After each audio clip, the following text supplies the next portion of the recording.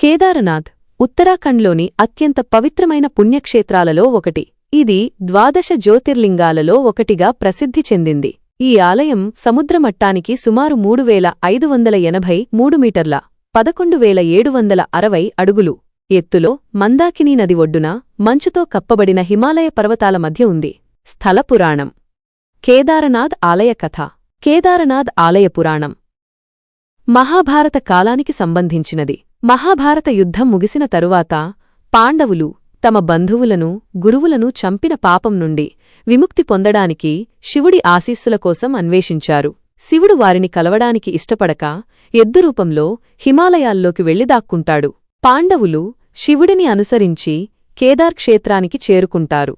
భీముడు ఒక పెద్ద ఎద్దుమందలో శివుడిని గుర్తించి ఆ ఎద్దును పట్టుకోవడానికి ప్రయత్నిస్తాడు. శివుడు అంతర్ధానమవడానికి ప్రయత్నించగా భీముడు అతని వెనుక భాగాన్ని పృష్ఠభాగాన్ని గట్టిగా పట్టుకుంటాడు.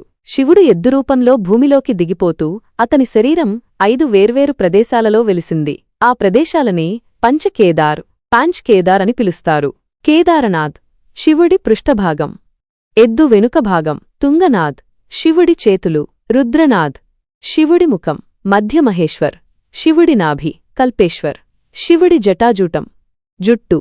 ఈ విధంగా పాండవులు శివుడిని ప్రసన్నం చేసుకుని వారి పాప ప్రక్షాళన చేసుకున్నారని పురాణాలు చెబుతాయి. కేదారనాథ్ ఆలయం మొదట పాండవులచే నిర్మించబడిందని నమ్ముతారు. ఆలయ నిర్మాణం మరియు చరిత్ర. ప్రస్తుతమున్న కేదారనాథ్ ఆలయాన్ని 8వ శతాబ్దంలో ఆదిశంకరాచార్యులు పునరుద్ధరించారని నమ్ముతారు. ఈ ఆలయం బూడిదరంగు రాళ్లతో నిర్మించబడింది. ఇది చాలా పురాతనమైన దృఢమైన కట్టడం. ఆలయం వెనుక భాగంలో ఆదిశంకరాచార్యుల సమాధి మందిరం కూడా ఉంది. ఆలయ విశిష్టత మరియు ప్రాముఖ్యత. 12 జ్యోతిర్లింగాలలో ఒకటి. కేదారనాథ్ శివుడి 12 జ్యోతిర్లింగాలలో అత్యంత ప్రాముఖ్యత కలిగినది. చార్ధామ్ యాత్రలో భాగం.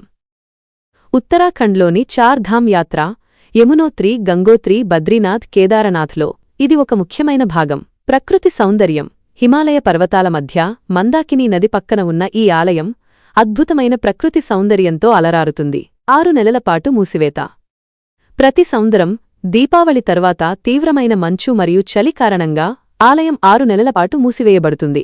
ఆ సమయంలో కేదారనాథుడి విగ్రహాలను ఉఖ్యమట్లోని ఓంకారేశ్వర్ ఆలయానికి తరలించి పూజలు నిర్వహిస్తారు. వేసవి ప్రారంభంలో ఏప్రిల్-మే నెలల్లో ఆలయ ద్వారాలు తిరిగి తెరచుకుంటాయి. పూజారులు. ఈ ఆలయానికి ప్రధాన పూజారి రావల్ కర్ణాటకకు చెందిన వీరశైవ వర్గానికి చెందినవారు.